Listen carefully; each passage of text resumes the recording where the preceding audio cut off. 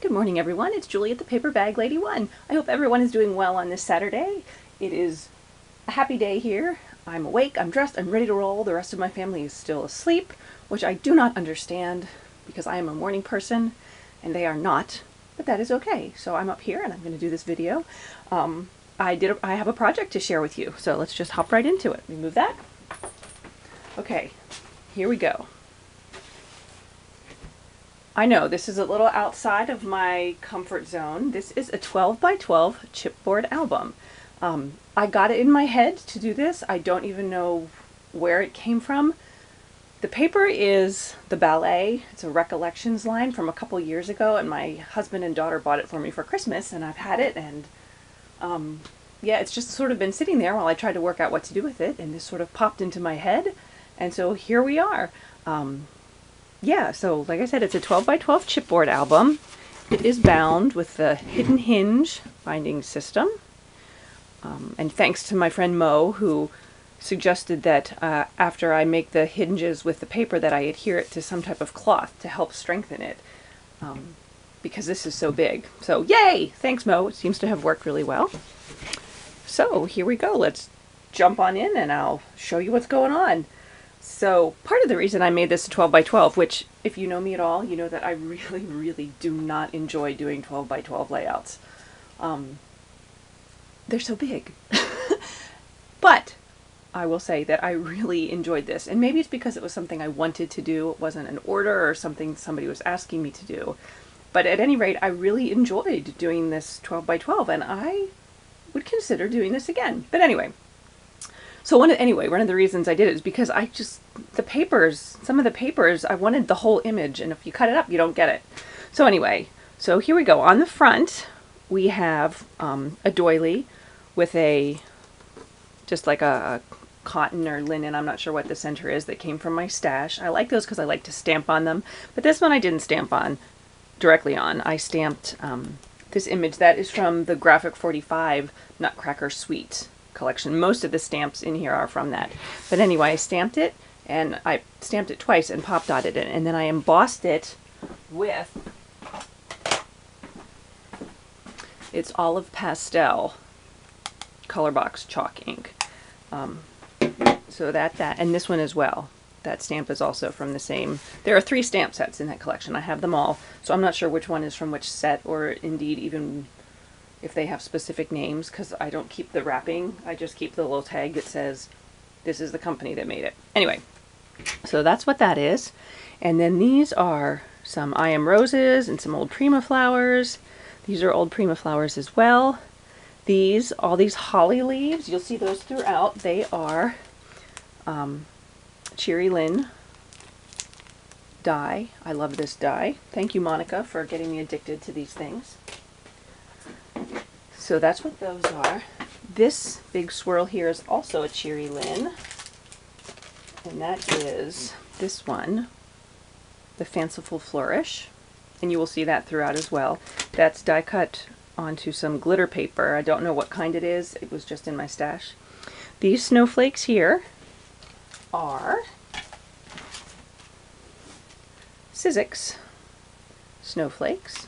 By the way, are you not impressed that I actually am prepared, and I have the items? This was such a huge project that I thought, I think I'll do this right. Anyway, that's what those are from. And this snowflake here, and this little one here, came from Spellbinders, Snowflake Wonder. This one and this one. Let me see, is there anything else? Oh, these here, and you'll see these throughout as well, came from the Graphic 45 Nutcracker Sweet paper collection. I love the stamps and the images from that collection. The paper is so bright, which is not bad, but it's just so bright. But these, thank goodness, were like this nice neutral tone. And these little swirlies here are actually the mini Fanciful Flourish that I just sort of cut apart and tucked in there. And then these are brads and pearls from my stash. And then I tied the album together with seam binding from my stash. My daughter, that was her idea. Thank you, Joy. I wanted to put some type of a big bow on it, and she said, no, don't put a big bow. Use that. So that's what I did. All right, first page. Oh, and all of these pages, the layout, the bottom mat is 4.5 by 6.5, and so that a 4 by 6 picture would fit on there and you would still see a bit of the outline of this top paper on it. This stamp is also from, I think that's from the, yes, that's still from the Nutcracker Sweet stamp collection. This flourish up here is, oh my gosh, there's so many stamps here. The Victorian Romance flourish, also from Cheery Lynn, also Monica's fault. I have way more embossing and die cutting and things than I normally do in my albums. So this is, yeah, different for me. Doily from my stash, ribbon or trim from my stash. These right here are also a Cheery Lynn, pine branches. They are the curved ones. And this here is not Cheery Lynn, it is a memory box die. It is the Holly Vine. I love holly, if you didn't know that. And again, just all sorts of Prima and I Am Roses and probably some, what are they called? Oh, I'm drawing a blank. What's the other one? I Am Roses and shoot, that is so pathetic. Oh my gosh, don't you hate it when your mind does that?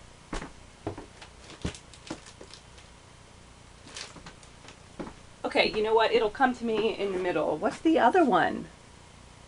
Oh, anyway, it'll come to me.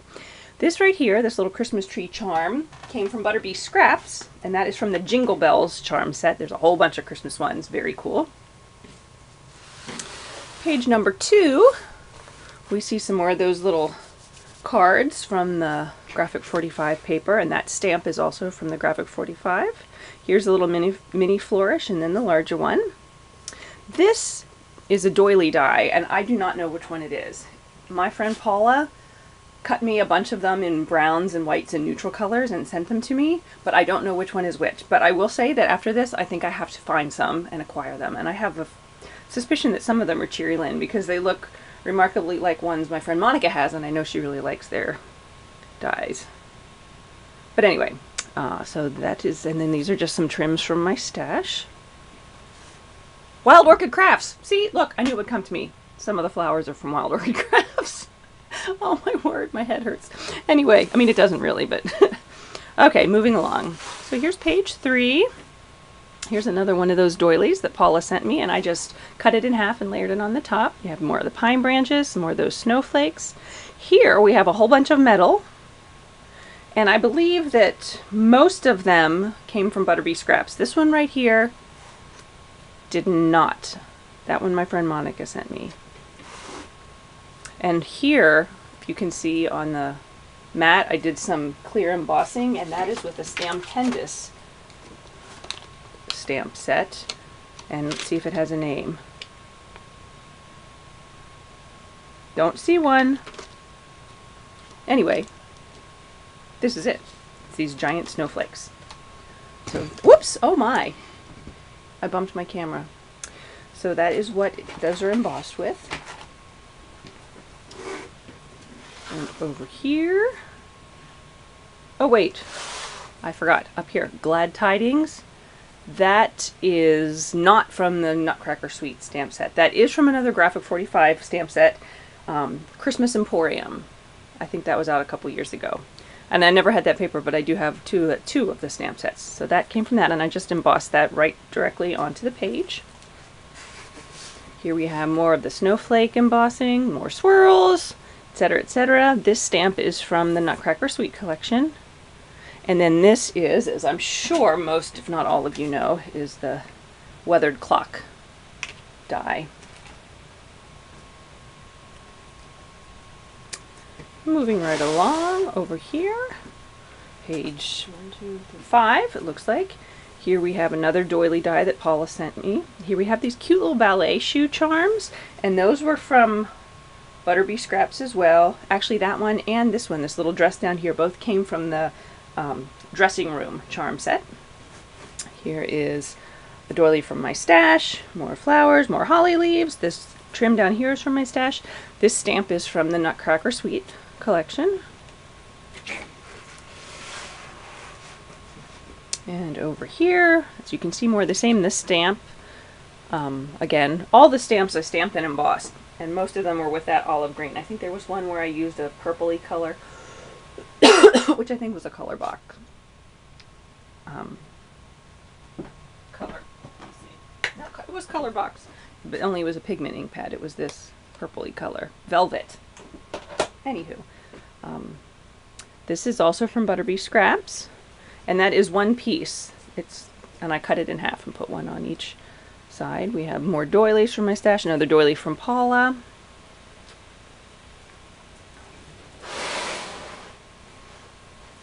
Okay, over here. This stamp is from a Recollections Christmas stamp set. And I don't have the name of it. I couldn't find a name on it anywhere. But at any rate, it was this stamp right here. And again, more flowers, some more metal. There's that holly vine again. A corner, that's Butterbee Scraps as well. More trim from my stash here and here. This is another Butterbee Scraps that is, well, actually it's sort of one piece. It's like 2/3 of a piece. These pieces here have the same thing on the other side. So instead of cutting it down the middle, I left that whole round part on and then stuck a brad in the center to hold it. There's that large flourish again. More flowers. And then the last two layouts. This is also from the Graphic 45 Nutcracker Sweet collection. This little charm, which I love, is a little dress with the little ballet shoes hanging from it. And that is also from Butterbee Scraps from the Sugar and Spice charm set. Another doily from Paula, another big swirl, trim from my stash, and this large doily it came from my Zibbet store. Some of you may remember, and I don't remember. I think I still might have some there. It was called the Taya. It's large. It has a bunch of embroidery in the center, but I just covered that up. And then so you could see the edge of it there. And then finally, on our last page here, we have more of the same. This right here is a Fisker's border punch. It's a snowflake. You can actually punch one side and then turn it around and punch the other side, so you just get like a strip of snowflakes. But I just did the one side and have them poking out. This is another doily from my stash. This die here is one that I cut in half. It's another memory box. It is Frosty Border. So I just cut it and had it sticking out either side. This Winter Wonderland stamp is embossed right on the page, and that's also the Nutcracker Sweet stamp collections. And then this here is a cameo and a little silver cameo frame. The silver cameo frame came from Butterbee Scraps. She still does have that in stock. The cameo, I believe, also came from her. However, she does not have that particular cameo anymore. She does have like a dusty rose, pale rose colored one. The face is facing in the other direction, I believe. But since I have multiple ones of those, I'm pretty sure that that's where I got it from, because otherwise I would just have one of this kind or one of that kind that people gave to me, but I had a whole bunch of those, so I'm pretty sure that's where it came from. And then we just have the back of the album, which is plain. So that is it. Oh, and after I made the pages, I went over and I spritzed them all with the Lindy's Scintillating Silver, so to give it a little bit of a shimmer, and I don't know how well you can see that or not. But anyway, so that is my Nutcracker Sweet album. I have to tell you how much I truly enjoyed making this, which again, like I said before, is really strange for me because I don't normally like 12 by 12s. My husband came upstairs while I was working on this, and he saw, I don't remember which page he saw. He saw one of these pages. I think it was this one. And he said, you could just put that in a frame and, you know, people would buy it. He's thinking of my craft shows, and I thought, you know, probably they would, but I wasn't really sure if I wanted to get into that realm, and then I'd have to buy the frames, or I could just sell them without the frames, but that's probably not as exciting for customers, so it would be something for me to think about. I guess I could do them on a canvas. Ooh, that might be fun. Anyway, because I know there are 12 by 12 canvases because I have one. So, at any rate, I would love to know what you think. I, like I said, had a really great time making this. I hope you all are having a happy holiday season, and I hope to talk to you again soon. Thank you so much for watching. Bye.